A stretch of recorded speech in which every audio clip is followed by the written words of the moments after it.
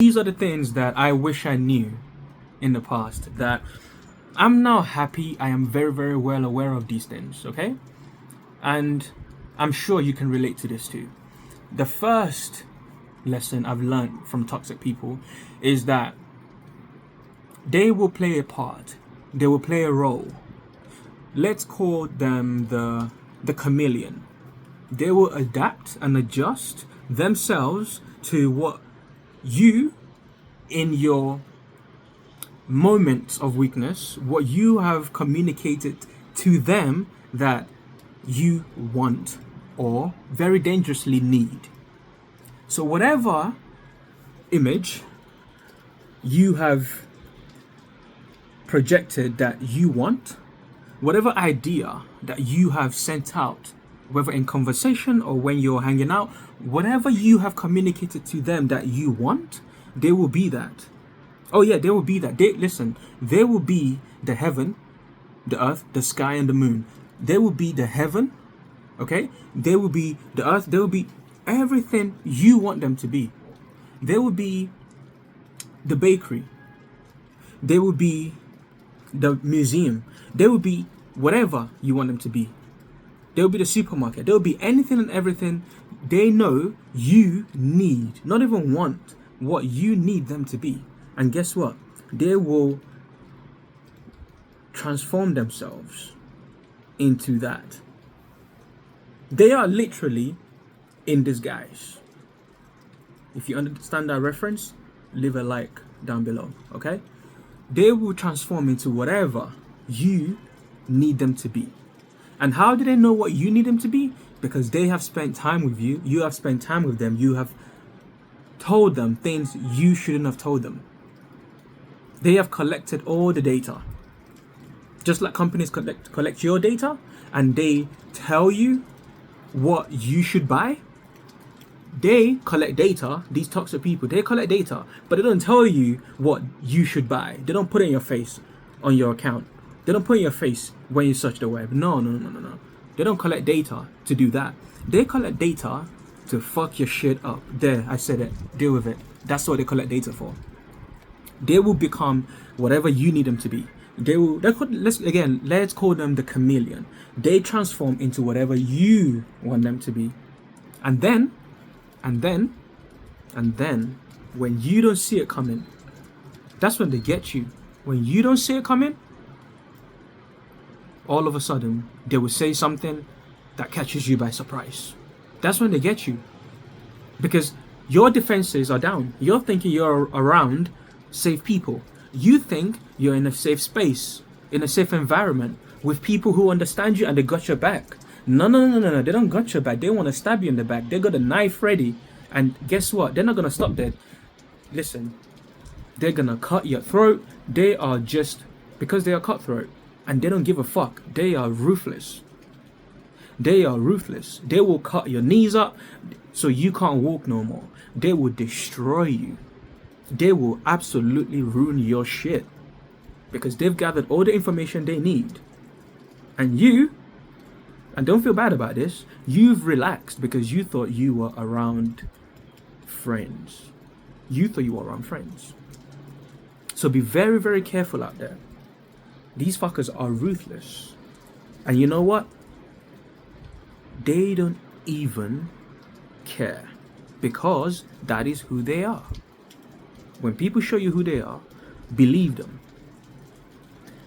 Now, when they've stabbed you in the back and you don't see it coming,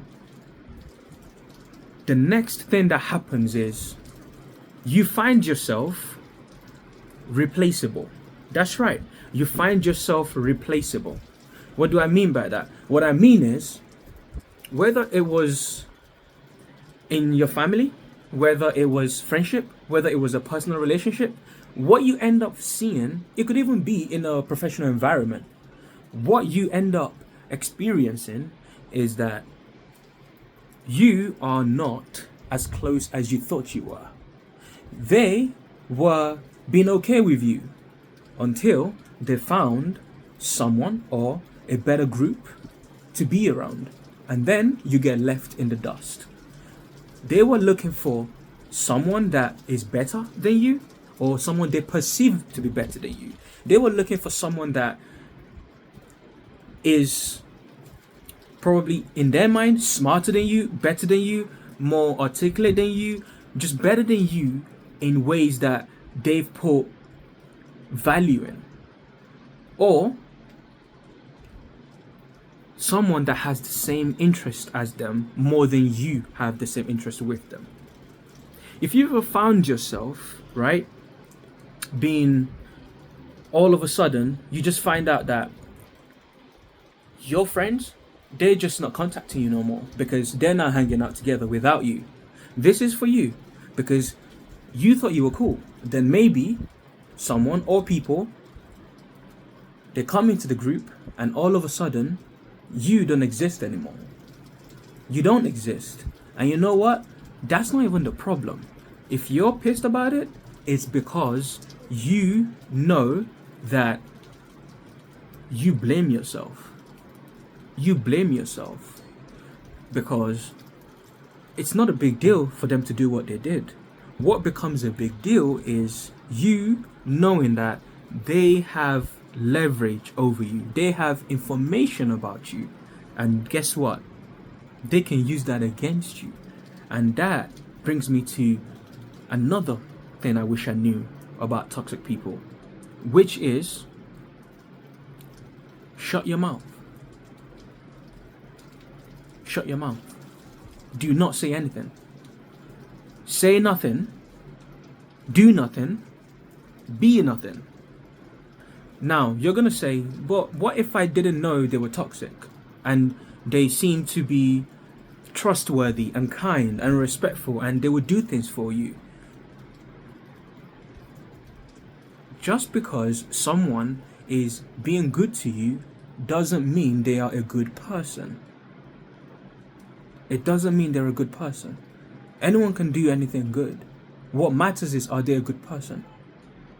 Because even good people can do things that we don't consider to be good, but they are good people. Let that sink in. Just because they do something good doesn't make them a good person. What you do is different from who you are. Anyone can save a cat from a burning building. That doesn't make them a good person. It doesn't make them a good person. They have done a good thing. The difference between what you do and who you are is what you do is once or twice, 3 times maybe. Who you are is who you are, regardless of the situation. That is the difference. That's the difference right there. Let it sink in. Just because they've done something good for you doesn't mean they have your best interest at heart. Another thing to keep in mind is that, something that I have learned from toxic people is, you are gonna doubt yourself. You are.